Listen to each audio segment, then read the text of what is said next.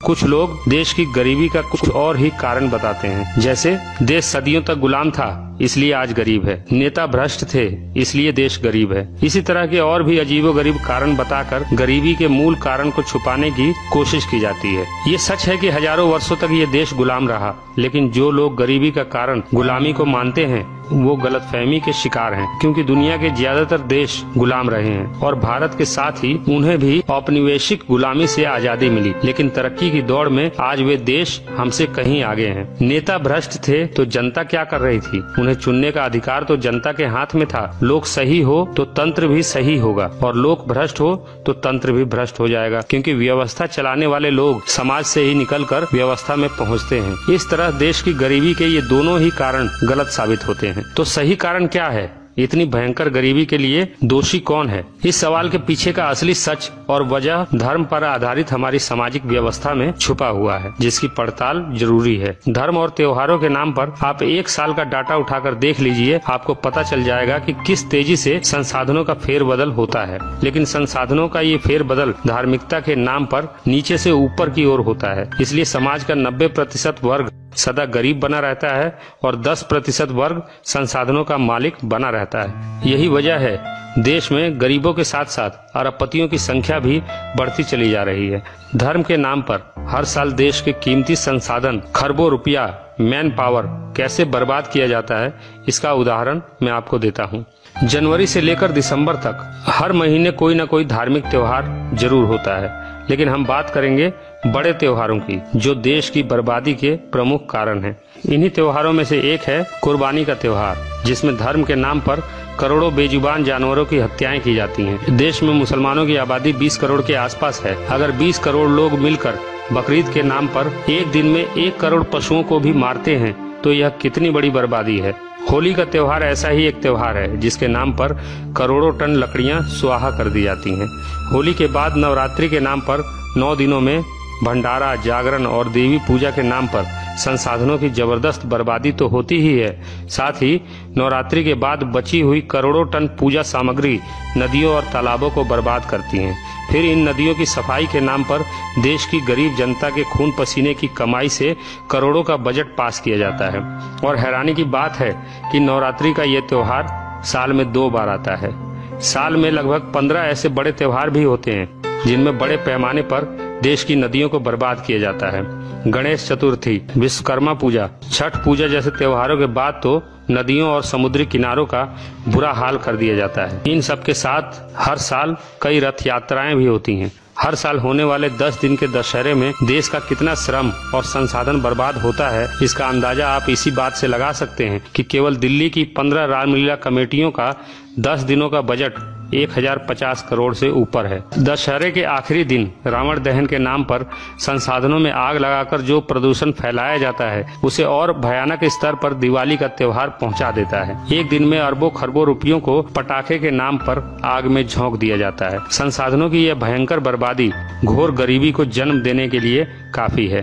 काल्पनिक ईश्वर और उसकी नकली किताबों की झूठी कहानियों के नाम पर एक साल में लाखों करोड़ रुपयों को बर्बाद कर दिया जाता है। इस बर्बादी में संसाधनों का जो जबरदस्त फेरबदल होता है, उसके परिणाम स्वरूप समाज का शोषक वर्ग और ताकतवर होता जाता है और समाज का एक बड़ा वर्ग वंचित बना रहता है। इसलिए शोषक वर्ग ऐसी शोषणवादी धार्मिक व्यवस्था को स्थायी बनाए रखने के लिए बड़ा जतन करता है। लोगों में धार्मिकता बनी रहे, इसके लिए धर्म की कट्टरता पर जोर देता है।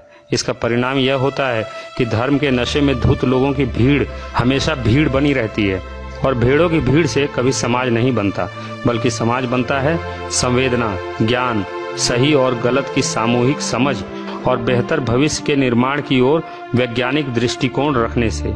इनमें से कोई भी तत्व आपको भेड़ों की इस भीड़ में दिखाई नहीं देगा। यही वजह है कि घोर गरीबी और अराजकता भरे माहौल में इंसानों की ये भीड़ भेड़ की तरह जीने की आदी हो चुकी है। भेड़ों की इस भीड़ को फर्क नहीं पड़ता कि कोई भूख से मरे या कोई कुपोषण से। देश पर विदेशी कर्जा बढ़ रहा है। आज के समय हमारे देश पर 32 लाख करोड़ का विदेशी कर्ज लदा हुआ है, जो हर साल 3 से 4 लाख करोड़ की दर से बढ़ता चला जा रहा है। इस भारी कर्ज का एक महीने का ब्याज ही 22,000 करोड़ रुपए होता है। देश पर हर साल चढ़ने वाले इस भारी कर्ज का कारण है ईमानदारी से टैक्स नहीं भरने की लोगों की प्रवृत्ति और राजनेताओं, उद्योगपतियों और धर्मगुरुओं का भ्रष्टाचार।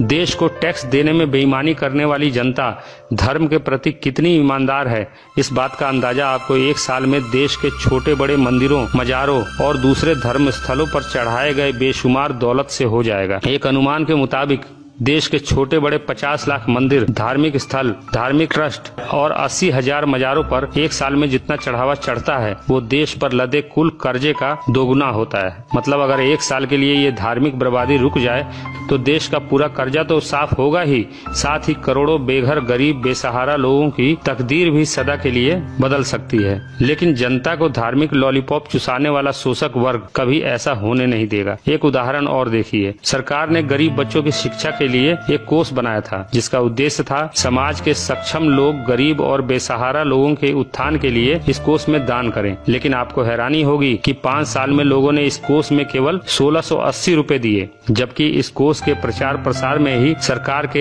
1 करोड़ 22 लाख रुपए खर्च हुए थे। ये है हमारे धार्मिक समाज की गरीबों के प्रति संवेदना। दूसरी ओर अहमदाबाद के उमिया माता के मंदिर में केवल 7 घंटे में 21 लोगों ने 5 करोड़ रुपए चढ़ावे में दान कर दिए।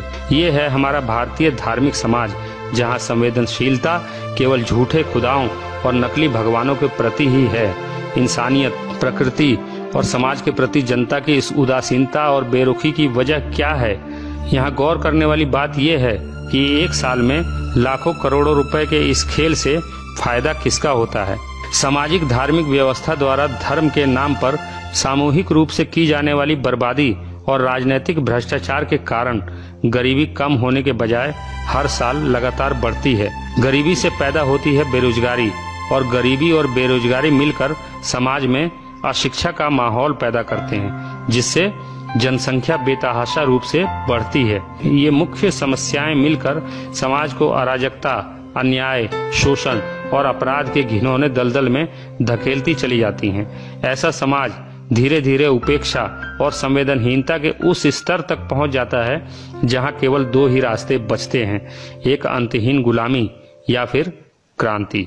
देश की नियति बदलने के लिए आज आवश्यकता है एक क्रांति की, जो इस पूरी व्यवस्था को ही उखाड़ फेंके और एक नई व्यवस्था का सृजन करे, जहां आम आदमी अपनी बुनियादी आवश्यकताओं के लिए सरकारी मदद की भीख मांगने के बजाय स्वावलंबी बने और तिरस्कारित, अपमानित जीवन जीने के बजाय स्वाभिमान से जिए। एक ऐसी व्यवस्था जिसमें कोई भूखा ना सोए, कोई बेघर ना रहे, कोई नंगा ना रहे, पृथ्वी के संसाधनों पर सभी का बराबर हक हो, कोई नीच ना रहे, कोई ऊंचा ना बने, कोई दानी ना रहे, कोई भिखारी ना बने, कोई सती ना हो, कोई वेश्या ना बने, दहेज के लिए कोई स्त्री जलाई ना जाए, कोई स्त्री होने के कारण सताई ना जाए, गर्भ में ही वो गिराई ना जाए, जहाँ गोत्र ना हो, जाति का बंधन ना हो, धर्म की कोई दीवार ना हो, जहाँ भगवान के आलिशान घर ना हो, आम आदमी बेघर ना हो, बेबस ना हो, जहाँ किसी परमेश्वर का सवाल ना हो, जहाँ ईश्वर के दलाल ना हो। एक ऐसी व्यवस्था जिसमें भय, भूख और भ्रष्टाचार ना हो, आतंक, अन्याय और अत्याचार ना हो, किसी औरत से बलात्कार ना हो, और जहाँ मानवता बौनी और लाचार ना हो। आपको हमारा यह वीडियो कैसा लगा कमेंट बॉक्स में जरूर बताएं, और हमारे इस चैनल को सब्सक्राइब जरूर करें। सदियों से फैलाए गए अंधविश्वास और कुरीतियों के विरुद्ध वैज्ञानिक चिंतन के साथ खड़ा यह चैनल दुनिया को समझने का आपका नजरिया बदल देगा। धन्यवाद।